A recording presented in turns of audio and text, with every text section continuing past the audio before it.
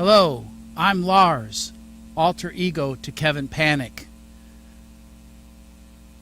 Imagine, if you will, the idea of peace in space. It's easy if you try. I have a few images on some charts here that I'd like to explain. One is the peace light Yoko Ono put up in honor of John Lennon. The other two are images of our Earth from space. To date, this is 2018, we've had about 700 people become astronauts in all of time. An astronaut being defined as someone traveling 63 miles up or beyond our Earth's surface. I'm about 10 miles east of brand new launch pads going in at Kennedy Space Center. I'm in Brevard County. What's so critical, I believe, at this point in time is we are now, in a matter of a few short years, going to create hundreds, if not thousands, of astronauts in the coming years. It's an important fact that we have established in 1967 the Outer Space Treaty that said no weapons in space. What a wonderful way to start our journey off Earth. We have the Moon Treaty that still hasn't been signed, unfortunately, but is talking about how we should treat the moon as humans and spacefaring nations.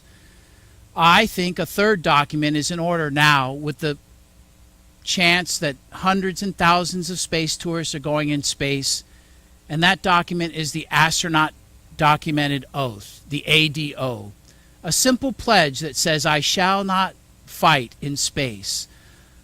Easily signed, because it's not governments telling people it's the right thing to do. It's people and their hearts and the rocket providers putting this in front of them, saying, if you go in space, please, please sign that you will not fight in space. It's a simple message. Once documented, we could have two copies on 24-karat gold parchment, one to be put and housed in a repository forever, the other given to the person so that they could share with their families and loved ones the idea that they went into space with this oath. You might ask, why am I coming to you today or sending this message out in hopes that people will commonly pick up on it and not going to the United Nations Office for Outer Space Affairs? Because those avenues just take too long. In a matter of a few short years, if we don't have this put in place, I think we will lose the onus to do it. Usually governments push things and push laws and regulations. I feel like this is a grassroots that put in front of anyone going to space that they would gladly sign it.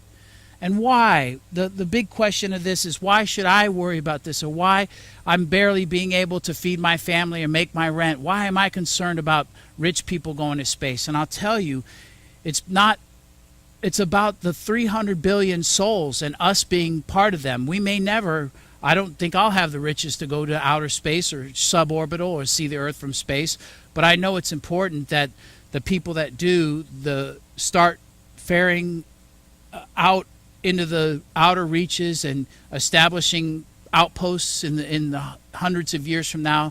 I know that it's important for us to have a signal of peace. And 300 billion people on this planet and souls that had existed have strived for that. It's important, basically the simple message of give peace and space a chance. And I'll leave you with this thought. To tie two words together, two incredible words, such as space, and when I hear that word, I think of the Hubble images and the vastness and the beauty and the unknown elements and things that we're learning. And the idea of a force, of a Newton. In engineering terms, a force is just a Newton and a measurement of something important. But if you look up the word force in other definition, is to coerce, especially with the threat of violence or the use of armed conflict. I don't think those words should ever be tied together. Thank you for listening. It does matter. It is important to you because it's important to all humanity. And maybe when we establish peace in space by every simple oath, that it might translate to Earth.